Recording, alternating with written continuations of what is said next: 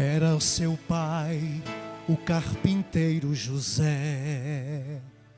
Ninguém queria crer que o mundo então criou, curava com suas mãos. Seu nome era Jesus, mas nunca compreenderam para que veio Jesus. Ele é Messias, Ele é Messias, destinado a morrer. Ele é Messias, por pecados Ele morreu, mas da morte ressurgiu. Ele é Rei, Ele é Deus e Senhor. Ele é Messias.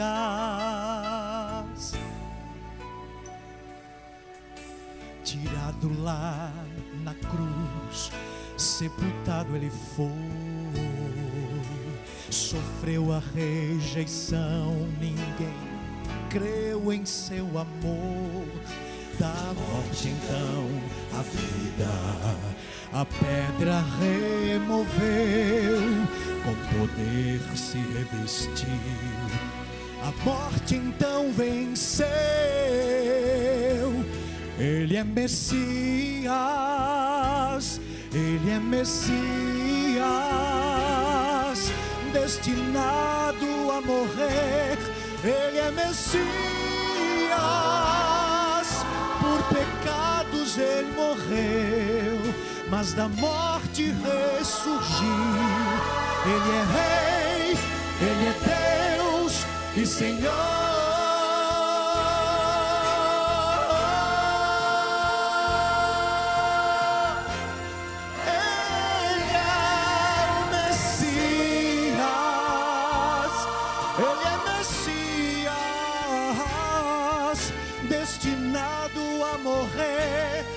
Ele é Messias, por pecados Ele morreu, mas da morte ressurgiu. Ele é Rei, Ele é Deus e Senhor. Ele é Messias.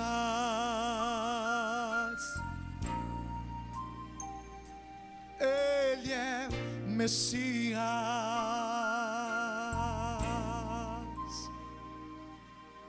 Messias. Amém.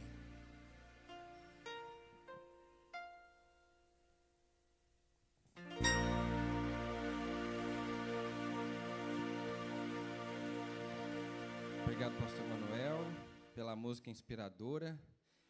E quando a gente pega o microfone, logo depois do pastor Emanuel tê-lo utilizado, a voz da gente fica parecendo uma taquara rachada, né? Eu espero que vocês tenham paciência comigo. Boa noite para todos vocês. Alegria revê-los, alegria também poder cumprimentar aqueles que nos acompanham de casa. Que onde quer que você esteja, a bênção do Senhor te alcance. Desejo que a paz do Senhor Jesus esteja com todos nós nessa noite, na sequência dessa semana. Vamos abrir a Bíblia em Marcos capítulo 5, versículos 25 em diante. Marcos 5, 25 em diante. Evangelho de Marcos, capítulo 5, nós vamos começar a leitura a partir do verso 25. Quando você encontrar o texto, por favor, feche os olhos, incline a cabeça e nós vamos pedir a iluminação do Espírito nessa hora. Você que está conosco por meio da internet, pode se juntar a nós em oração agora. Oremos. Senhor Deus, te agradecemos porque o Senhor é Pai e tem interesse e se importa com as nossas necessidades, com as nossas lutas, com os nossos desafios. O Senhor se importa com as nossas fraquezas, com as nossas quedas. E nessa noite, quando abrimos a Tua Palavra, sabemos que o Senhor está estendendo a sua mão na nossa direção. Nós precisamos de uma bênção muito especial agora, assim como o Espírito Santo já esteve ministrando ao nosso coração por meio dos louvores que tivemos ainda há pouco, da música que acabou de ser cantada, exaltando o Senhor Jesus como Messias. Nós precisamos que o Espírito do Senhor trabalhe em nós de tal maneira que, ao lermos os versos relacionados ao ministério do Senhor Jesus, que o Espírito produza marcas indeléveis no nosso coração, que não sejam apagadas pelo tempo ou pelas dificuldades, muito pelo contrário, que dia após dia esse mesmo Espírito possa nos lembrar daquilo que nós veremos aqui nessa noite. Nós te pedimos isso e te agradecemos em nome do Senhor Jesus. Amém. Evangelho de Marcos, capítulo 5, nós vamos começar a leitura a partir do verso 25.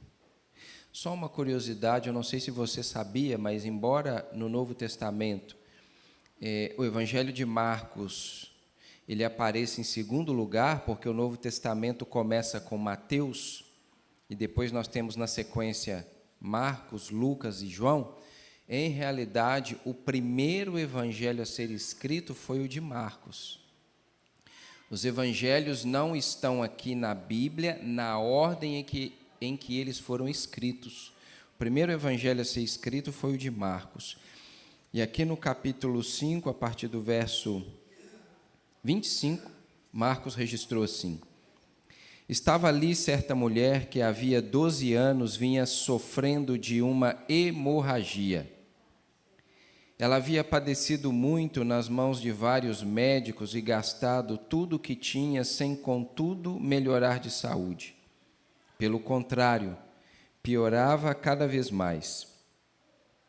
Tendo ouvido a fama de Jesus, a mulher chegou por trás, no meio da multidão, e tocou na capa dele, porque dizia: se eu apenas tocar na roupa dele, ficarei curada. E logo a hemorragia estancou, e ela sentiu no corpo que estava curada daquele mal. Jesus, conhecendo imediatamente que dele havia saído o poder, virando-se no meio da multidão, perguntou: quem tocou na minha roupa? Os discípulos responderam: o Senhor está vendo que a multidão o aperta e ainda pergunta: quem me tocou? Ele, porém, olhava ao redor para ver quem tinha feito aquilo. Então a mulher, amedrontada e trêmula, ciente do que lhe havia acontecido, veio, prostrou-se diante de Jesus e declarou-lhe toda a verdade. Então Jesus lhe disse: filha, a sua fé salvou você. Vá em paz e fique livre desse mal. Esse texto é de apaixonar. Ele é de apaixonar por causa da forma como esse milagre acontece. Ele é de se apaixonar por causa da simplicidade, da fé e do gesto de uma mulher, e faz com que a vida dela, de uma hora para outra, seja transformada. Deixa eu dizer uma coisa para você que está aqui e para você que nos acompanha de casa. Durante muito tempo, nós fomos incentivados a olhar para essa mulher e a dizer e a exclamar: puxa, que grande a fé dessa mulher.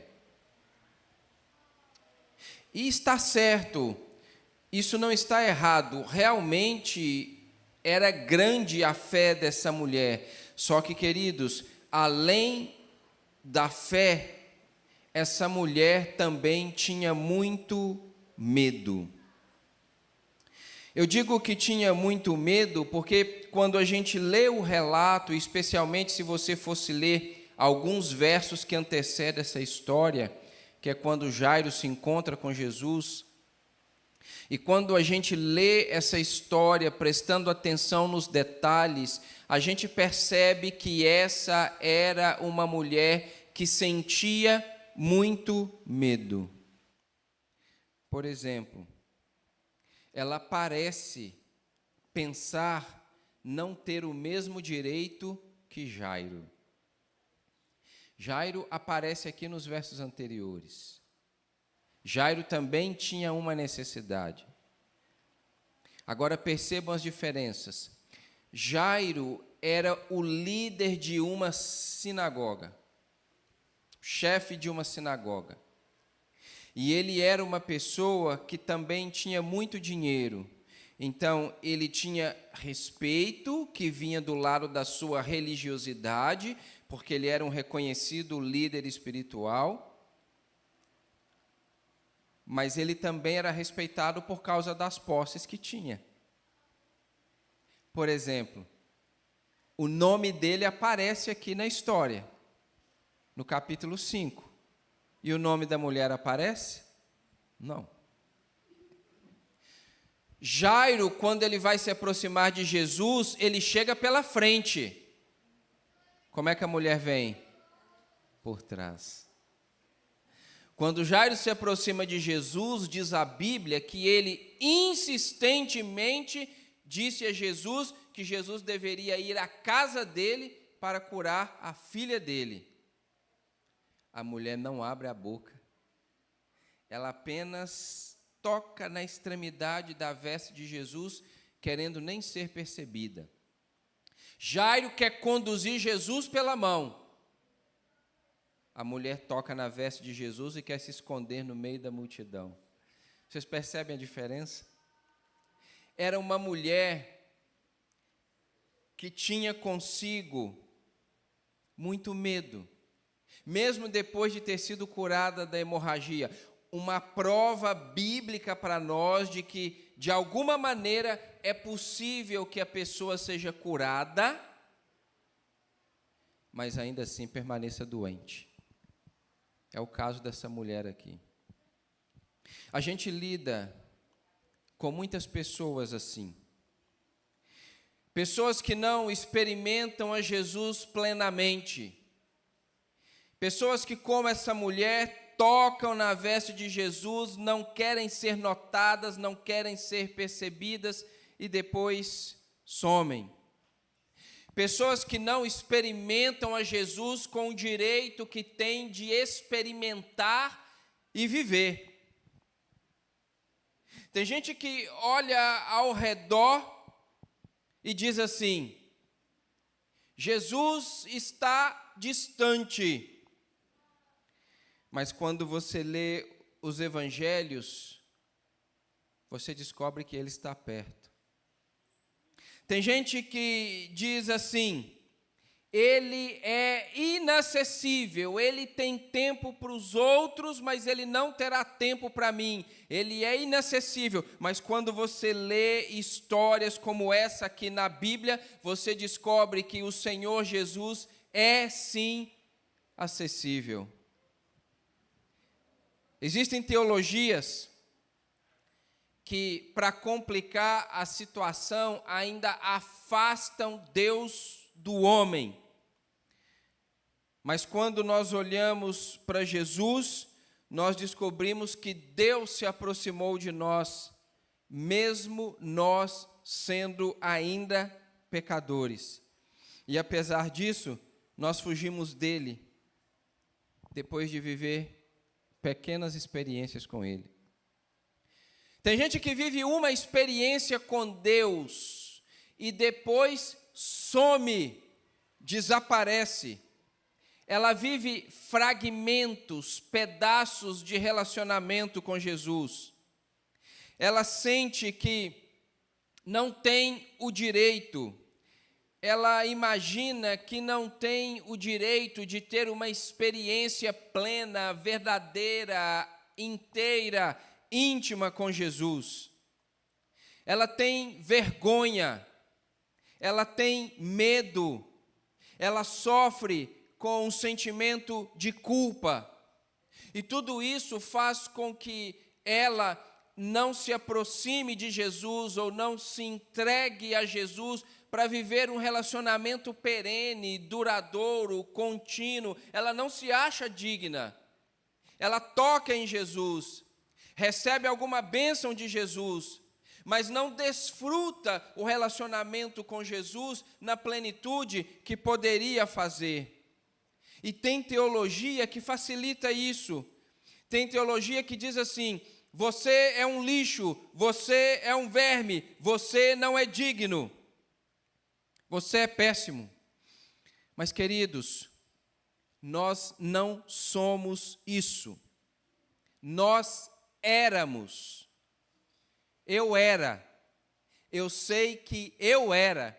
Mas o sangue de Jesus me lavou, me livrou de toda culpa e condenação. Nenhuma condenação há para os que estão em Cristo Jesus.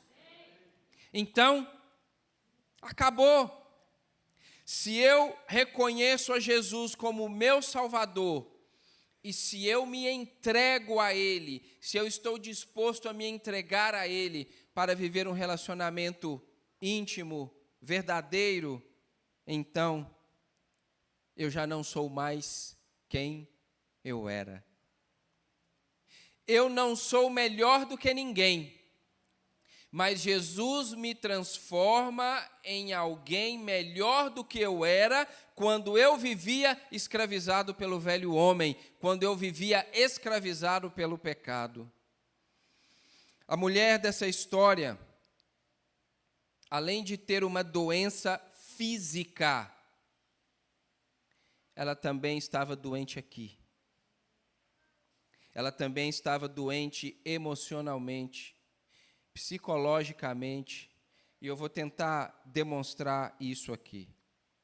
Ela sofria com uma enfermidade física, diz a Bíblia, há 12 anos. Ela tinha uma hemorragia contínua. Ela tinha um problema de natureza ginecológica. Um dia, talvez a menstruação dela veio e parece que nunca mais foi embora. E ela, portanto, estava morrendo aos poucos. A mulher dessa história estava morrendo lentamente, gradativamente, aos poucos. Mas talvez pior do que a enfermidade física com a qual ela lutava, era a enfermidade da alma, era a enfermidade emocional, a enfermidade psicológica. Pastor, por que você está dizendo isso? Porque se essa mulher era uma israelita, e ela era, e ela estava sofrendo com um contínuo fluxo de sangue há 12 anos, de acordo com o ritual da legislação mosaica, ela era considerada uma pessoa impura, imunda, e ela não poderia ser tocada por ninguém. Deixa eu dizer para você, lá no livro de Levítico, no capítulo 15, talvez depois você queira ler isso em algum momento, mas no livro de Levítico, no capítulo 15, do versículo 19 até o 27, descreve para nós o seguinte, preste atenção. Quando uma mulher estava ali no seu período menstrual, de acordo com a legislação levítica, ela era considerada imunda durante aquele período.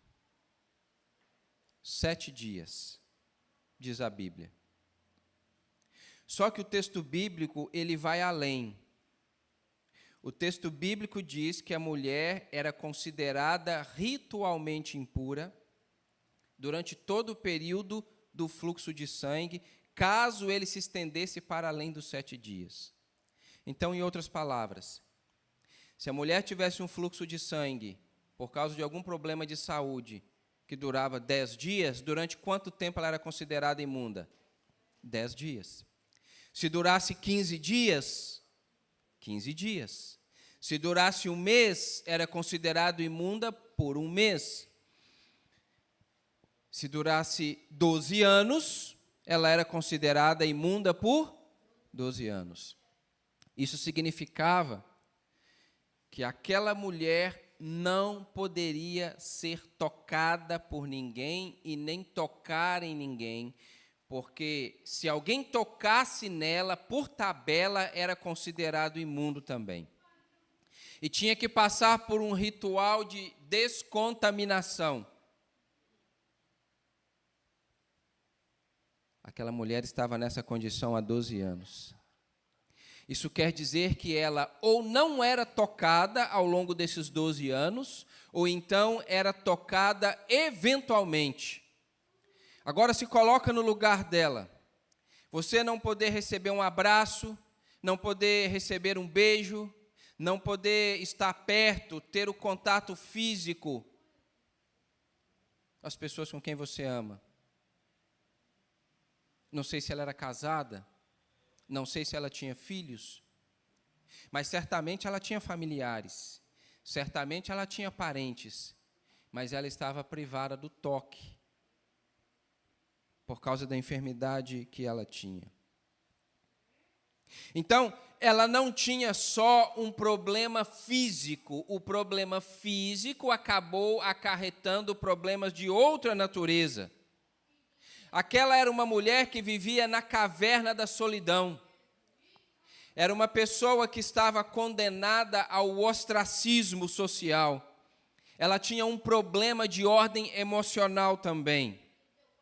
O problema que ela tinha ia além daquele que foi resolvido no momento em que ela tocou na extremidade da veste de Jesus. Gente, quando ela tocou na veste de Jesus, apenas parte do problema dela foi resolvido. O problema não foi resolvido na sua inteireza.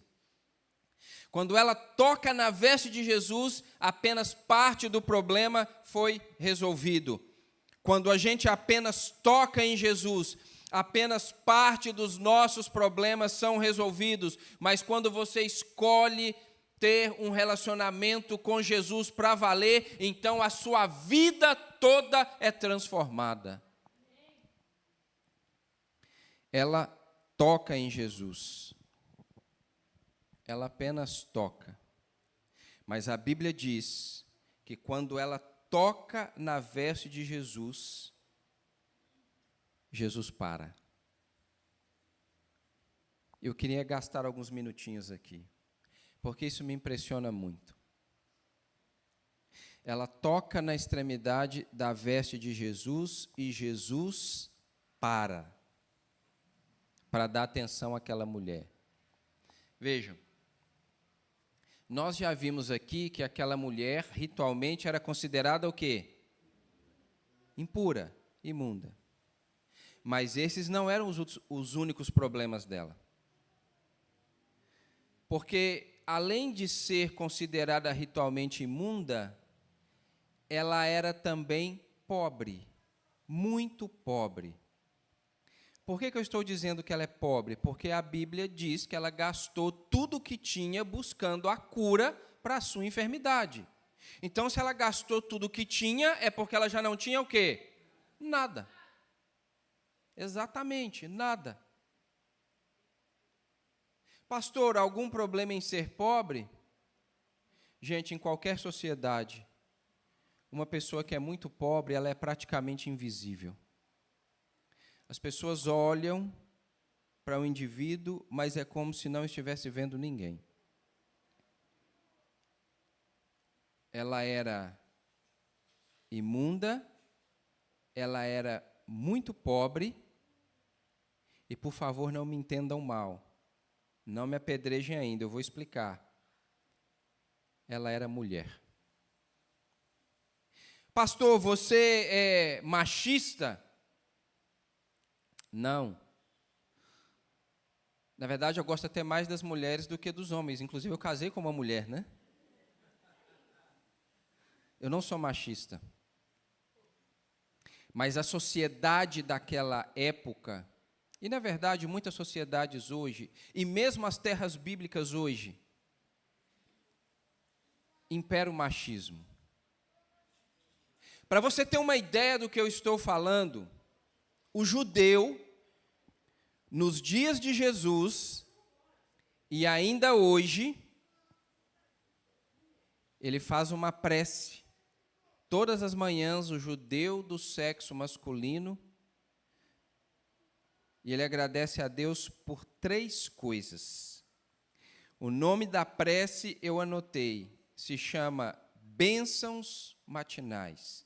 O judeu do sexo masculino, todos os dias, nos tempos de Jesus e ainda hoje, agradece a Deus por 3 coisas. O judeu do sexo masculino.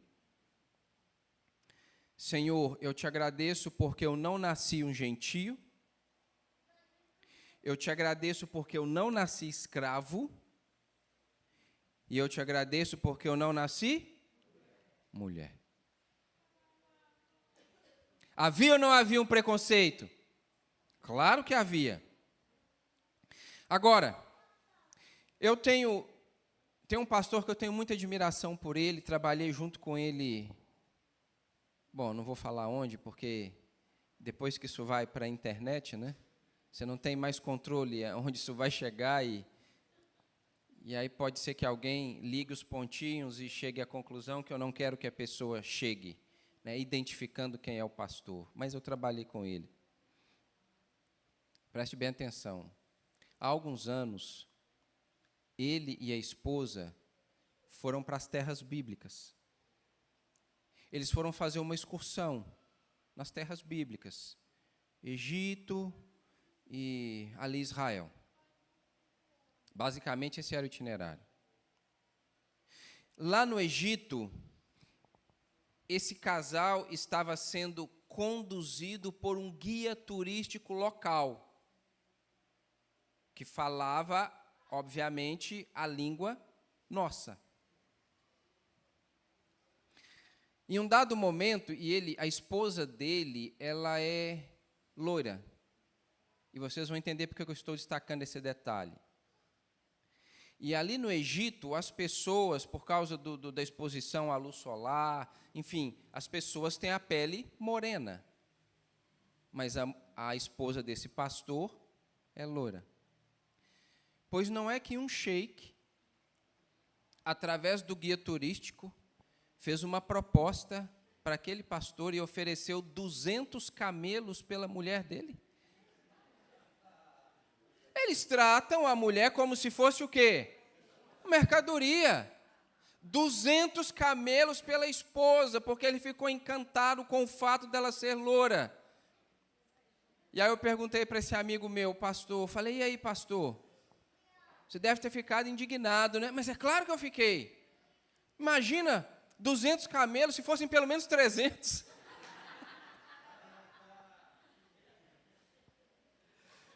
Gente, a mulher era imunda, pobre e mulher. Mas quando ela tocou na veste de Jesus, Jesus parou. E foi dar atenção àquela mulher. Agora, por que Jesus parou? Eu vou dizer por que Jesus parou. Jesus parou, queridos, porque ele detesta a ideia de obras inacabadas. Jesus não suporta a ideia de um milagre incompleto. E quando aquela mulher tocou nele, Jesus apenas havia começado a realizar um milagre na vida daquela mulher, a livrando da enfermidade física, mas Jesus ainda precisava curar a alma daquela mulher. E hoje, Jesus diz para você, filho, você precisa parar. Em algum momento na sua vida, em algum momento na sua trajetória, você me tocou e eu fiquei contente porque você me procurou, porque você me tocou, mas você precisa parar, porque eu ainda não completei a minha obra na sua vida. Não é suficiente que você toque em mim e desapareça. Você precisa estar comigo, você precisa estar ao meu lado, você precisa me seguir para onde quer que eu vá, porque o meu milagre na sua vida, ele apenas começou. E quando Jesus para, ele faz uma pergunta, e a pergunta de Jesus foi: quem me tocou? E quando Jesus faz aquela pergunta, ele é imediatamente repreendido por Pedro. sempre Pedro. Senhor, a multidão te aperta e te oprime, e você pergunta quem te tocou. É que Pedro estava pensando num toque físico. Jesus estava falando do toque da fé. E Jesus disse: alguém me tocou de uma maneira diferente, porque de mim saiu poder. E Jesus, então, diz a Bíblia, se volta ao seu redor, quem me tocou, dando oportunidade àquela mulher de se apresentar. E aí tem um detalhe muito marcante, porque aquela mulher, então, ela se apresenta. Mas quando ela se apresenta, o Evangelho diz que ela estava tremendo e com medo. Ela havia tocado na veste de Jesus, havia sido curada fisicamente, a hemorragia de 12 anos havia se acabado. Jesus para diante do toque dela, ele pergunta quem me tocou, e aquela mulher, a Bíblia diz, que ao se apresentar estava tremendo e com medo. Gente, ela estava com medo de Jesus. Ela estava tremendo de medo de Jesus.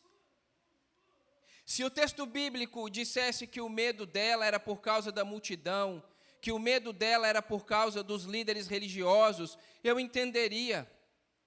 Mas ela demonstrou medo diante da pergunta de Jesus: quem me tocou? Será que ela pensou que Jesus ia repreender? Será que ela pensou que Jesus ia fazer uma exposição pública e vergonhosa dela? Eu não sei o que passou pela cabeça daquela mulher, mas isso demonstra que aquela mulher não estava curada ainda mentalmente. Com medo de Jesus, com medo da pessoa que a havia livrado da enfermidade física. Aquela mulher estava com medo porque ela havia sido curada, mas ainda estava doente. A alma dela ainda estava arrebentada. Ela não se sentia parte, ela não se sentia digna. Ela pensava que não podia. Ela pensava que não tinha o direito de tocar em Jesus. E quando Jesus a interpela, ela se justifica. Eu toquei na orla do seu manto. Ela estava dizendo, em outras palavras: Jesus, eu sei que eu não tenho direito, eu sei que eu não sou digna, eu sei que eu não mereço. Eu toquei só na pontinha do seu manto, só na orla do seu manto. Sabe o que aquela mulher não percebeu? Aquela mulher não percebeu que para Jesus ela estava na mesma posição em que Jairo estava. Não havia diferença nenhuma. Aliás, a diferença é que para Jairo a multidão parou. Agora, para aquela mulher, Jesus parou a multidão. Ela está para Jesus no mesmo patamar que Jairo estava, no mesmo lugar. Para Jesus ela não era inferior a ninguém, não estava devendo nada em relação a ninguém. E Jesus olha para aquela mulher, ele olha nos seus olhos, ele vê o desconforto dela, o constrangimento, a vergonha que ela sentia. E Jesus então diz algo, queridos, e a partir daí a gente tem que terminar o sermão. Jesus diz algo e a partir daí a gente já não precisa dizer mais nada. Jesus olha para essa mulher e diz assim: você pensa que não pode? Você pensa que não é digna? Você pensa que não merece? Você pensa que não é para você? Você acredita que você não tem o direito?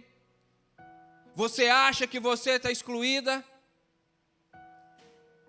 Você não está, e você vai dizer assim: mas pastor, eu li o texto junto contigo no início da mensagem, e Jesus não disse essas coisas. Gente, Jesus disse tudo isso. Só que ele disse tudo isso usando uma palavra só. Porque quando a mulher se apresentou e disse, fui eu a pessoa que tocou na sua veste, Jesus olha para aquela mulher nos olhos e diz assim, filha.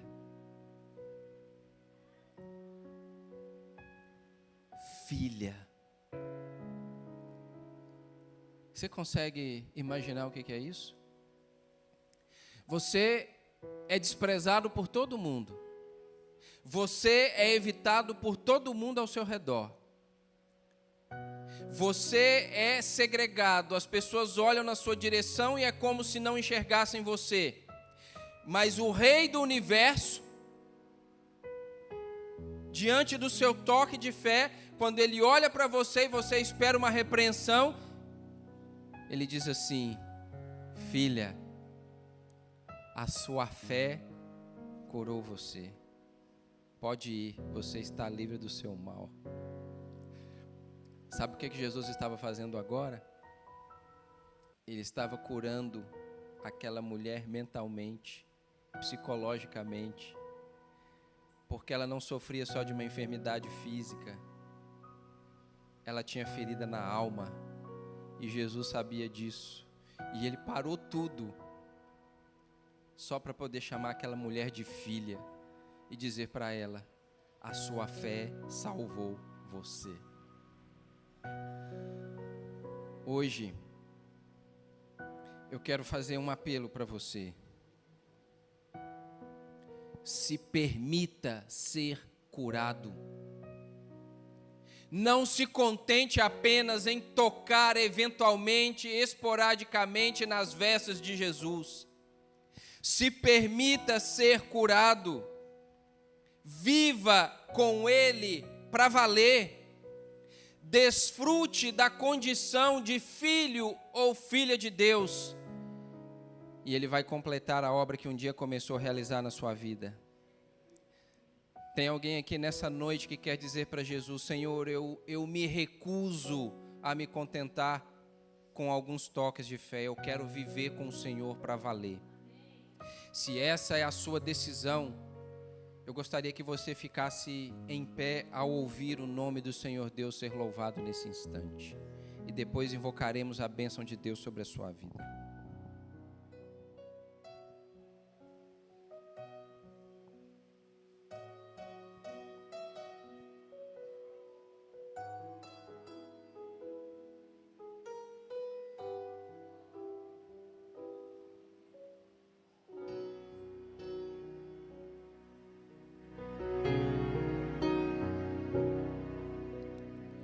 Príncipes ou reis deste mundo, jamais com eles eu falei, mas eu sei de um rei de paz e de amor, que o mundo em suas mãos Ele formou. Conheço a Cristo, o Rei dos Reis que me ama. Tenho a Cristo, Príncipe da paz, que vive em mim.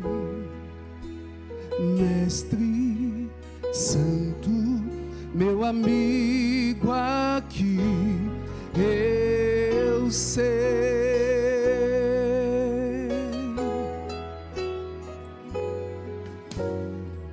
Altas posições nunca tive, mas o amor de Cristo eleva-me. Sei que um dia irei ao reino que é sem fim, e um príncipe eu mesmo ali serei. Conheço a Cristo,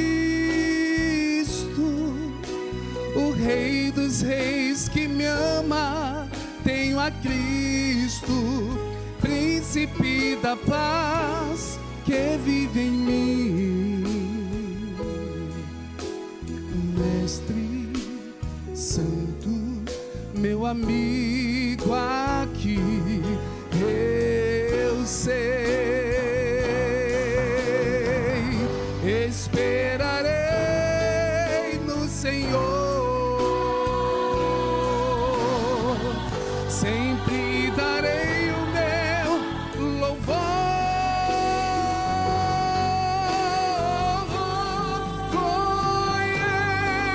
Conheço a Cristo, o Rei dos Reis que me ama. Tenho a Cristo, Príncipe da paz, que vive em mim. Mestre Santo, meu amigo aqui, eu sei.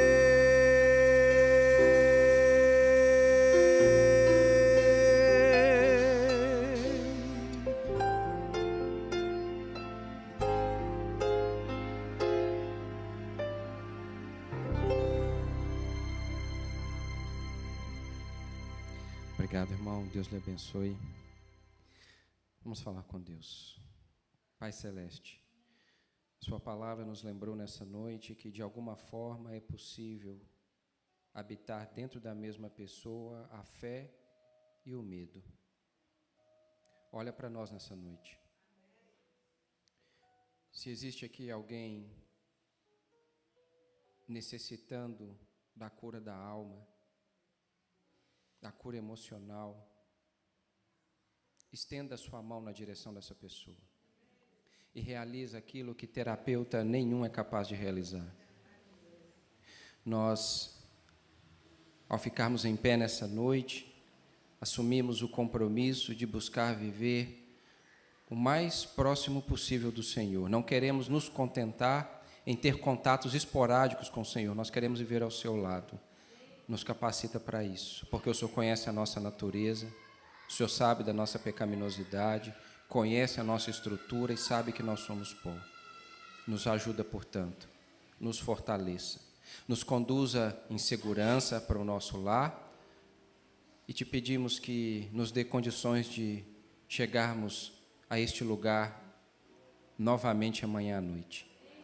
Te pedimos e já somos agradecidos por intermédio do Senhor Jesus. Amém.